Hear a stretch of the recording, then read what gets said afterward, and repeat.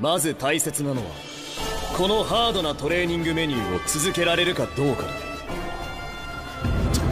腕立て伏せ100回、上体起こし100回、スクワット100回、そしてランニング10キロ。これを毎日やる。No vídeo de hoje, eu, Diogo Wiki, vou falar sobre esse treinamento do Saitama para ser o herói mais poderoso de todo o universo e quais são as aplicações práticas disso, o que aconteceria se a gente fosse fazer um treino desse na vida real, quais as limitações e como que a gente poderia adaptar isso daí para realmente ter resultados sendo uma pessoa normal. Vamos lá, para a gente começar então, ó, como que tá essa apresentação aqui? Primeiro aqui os exercícios selecionados pelo Saitama. Né? Sem flexões, sem abdominais, sem agachamentos e 10 km de corrida. E aqui questões comportamentais. Todos os dias isso deveria ser feito, tá? Sem pular nenhum dia, né? Então durante 3 anos, isso 3 vezes 365, não poderia pular nenhum dia. Ele até ia falar, mas qual que seria o problema de pular só um dia? Não, não poderia faltar. E no treinamento mental aqui, não poderia utilizar ar-condicionado em dias muito quentes. Não poderia usar aquecedor em dias muito frios e teria que fazer 3 refeições do dia para manter uma boa nutrição. Vamos analisar tudo isso aqui e considerar algumas limitações dessas escolhas aqui do Saitama. O primeiro deles aqui que eu coloquei como uma limitação é em relação à seleção de exercícios aqui que ele fez, que não tem nenhum estímulo para as musculaturas posteriores, isso tanto de membros superiores quanto inferiores, porque aqui nas flexões estamos trabalhando musculatura do peitoral maior, do deltoide anterior e do tríceps, abdominais, a região do reto abdominal. E agachamentos, mais os membros inferiores, né, com enfoque na musculatura do quadríceps e do glúteo. O posterior de coxa acaba trabalhando bem pouquinho, mas mais para estabilizar o joelho, não tem um trabalho muito ativo assim. E para a corrida, aqui é uma atividade aeróbica, né, para melhorar esse condicionamento cardiorrespiratório, vai envolver, né, toda a nossa musculatura, mas não vai ter um desenvolvimento de força muito grande para nenhuma musculatura aqui quando a gente só está considerando a corrida. Então, não tem nenhum exercício para a grande dorsal, para as costas, não tem nenhum tipo de puxada vertical ou horizontal. E para os posteriores de coxa, não tem um efeito tão grande assim de extensão de quadril ou flexão de joelho, sem contar para as panturrilhas também, tá? As musculaturas pequenas também não foram muito consideradas aqui nessa seleção de exercícios, então a gente poderia considerar que a primeira limitação do treinamento do Saitama é em relação à escolha de exercícios, que está uma seleção relativamente incompleta aqui. Pelo menos um exercício que trabalhe cadeia posterior poderia ser interessante aqui, se a gente for considerar, por exemplo, um exercício de remada curvada, poderia ser uma opção aqui, porque já vai trabalhar pelo menos a musculatura posterior de coxa de maneira isométrica também, mas você teria que sustentar também em relação à musculatura lombar e um trabalho ativo do grande dorsal, um pouco da musculatura do bíceps para fazer a flexão de cotovelo, tá? Então poderia ser um exercício a adicionar se a gente for pensar em apenas um para colocar aqui. A segunda limitação desse tipo de treinamento aqui que o Saitama escolheu é em relação à frequência semanal, porque aqui ele está falando que queria fazer isso todos os dias. Eu já fiz vídeo falando sobre treinamento full body, só que para esse tipo de treinamento, né, aliás, vou deixar o card aqui em cima, a gente tem que considerar bastante a intensidade. E se a gente for também analisar que o Saitama começou a fazer isso do dia para a noite, né, que ele teve aquela primeira luta lá com aquele homem caranguejo lá, e aí ele decidiu fazer isso daqui, nesse período ele era um completo iniciante, né, em relação à aptidão física dele. Então ele fez realmente um processo de seleção natural aqui logo de cara. Pode ser que muita gente, ao começar a fazer isso aqui, não vai conseguir sustentar isso daqui durante muito tempo, vai ter algum tipo de lesão, tá? O Saitama conseguiu sobreviver a isso, e acho que onde vai ter o maior impacto vai ser principalmente em relação aos 10 km de corrida, porque se a gente for analisar todo o volume semanal aqui, são 70 km de corrida semanais, isso dá quase 2 maratonas por semana, tá? É muita coisa mesmo para quem está começando a treinar. Então, em relação a essa frequência semanal, se você optar, por exemplo, por fazer uma divisão de treino full body, é interessante fragmentar esse volume de treinamento ao longo dos dias, né? Mas de maneira mais sustentável, porque aqui é um volume realmente muito grande. E outro ponto a se considerar, que a gente vai falar aqui do terceiro ponto, é a sobrecarga progressiva. O que é isso? Conforme eu já falei em vídeos anteriores, também vou deixar o card aqui em cima, conforme você vai evoluindo no seu treinamento, é necessário haver uma progressão. Isso é muito importante também quando a gente considera os iniciantes. Quem está começando a treinar não vai começar com um volume ou intensidade muito elevados, até a frequência também deve ser menor.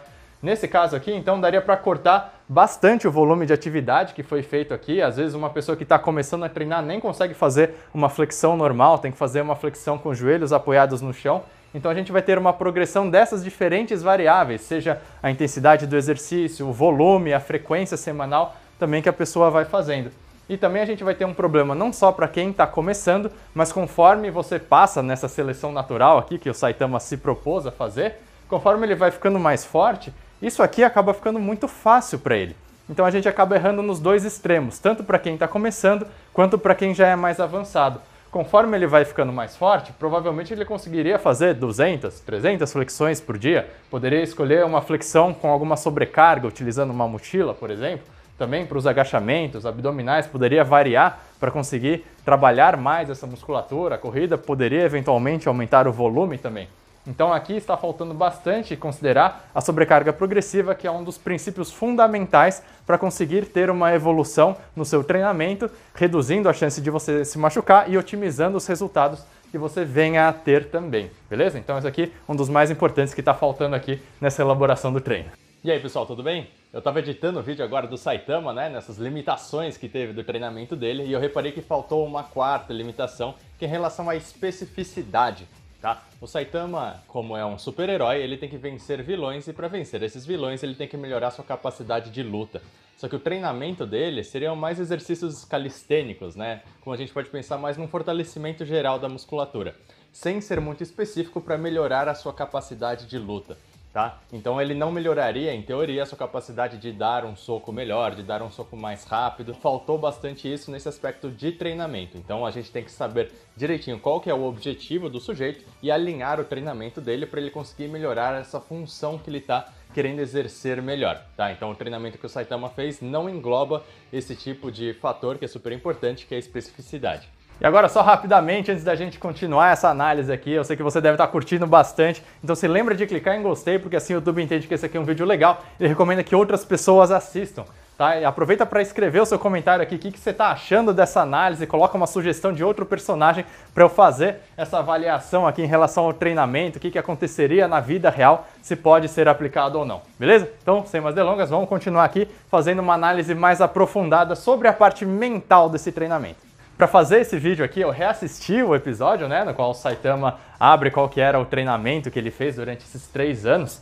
E eu achei muito interessante como que foi estruturado isso daí, nessa parte mais mental e comportamental. Poucas pessoas acabaram captando essa ideia, né, e focaram bastante nessa parte do treinamento, da seleção de exercícios, que era uma coisa relativamente simples, né, para quem já é muito forte, até mesmo foi satirizado pelos próprios personagens, né, que acabaram presenciando esse evento, porque se você não assistiu o episódio, era um cientista lá que estava tentando fazer experimentos genéticos para criar um ser, né, que tenha todas as capacidades físicas maximizadas, que é ser o ser mais poderoso.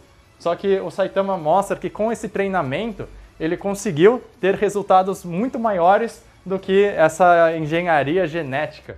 O que ele fala é que o ser humano já tem essa capacidade de se transformar.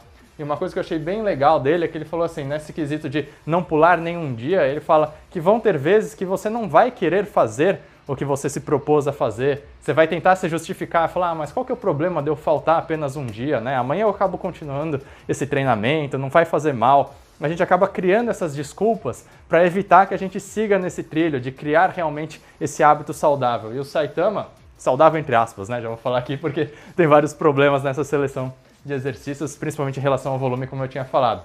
Mas quando a gente se propõe a fazer uma coisa, aqui o Saitama ele enaltece bastante essa parte da autodisciplina, de fazer as coisas mesmo quando você não tem vontade de fazer. E tem muita gente que acaba deixando de fazer o que se propôs, principalmente nessas horas que não tem ninguém cobrando.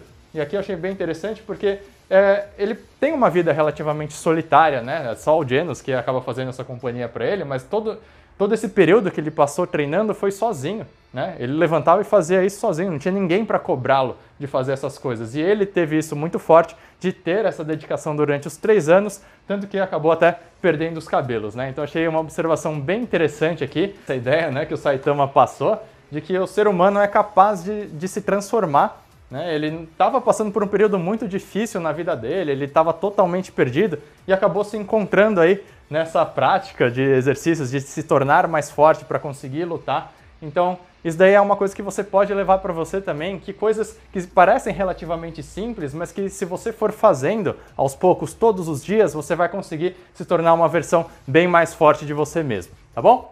E isso é uma coisa que você pode levar para você também, tenta analisar no seu dia a dia aí, o que você está tentando se propor a fazer, que se você fizer um pouquinho todos os dias, ao longo de 3 anos, por exemplo, você vai ter resultados excelentes, tá? A gente pode utilizar muito o que o Saitama usou para ficar mais forte, de maneira relativamente simples, para ter excelentes resultados. Tenta analisar na sua vida o que você pode fazer para se tornar aí um verdadeiro Saitama, tá bom? Então, se ficar qualquer dúvida, comentários e sugestões, escreva aqui nos comentários. Espero que você tenha gostado desse primeiro vídeo aqui de análise de personagem. Mais pra frente eu vou fazer outros vídeos desse modelo, já tenho até algumas ideias aqui, mas vou contar com a sua colaboração também. Eu vou deixar o meu contato aqui embaixo se você quiser o seu treino elaborado por mim através da consultoria online, ou se quiser que eu seja o seu treinador pelo personal online também.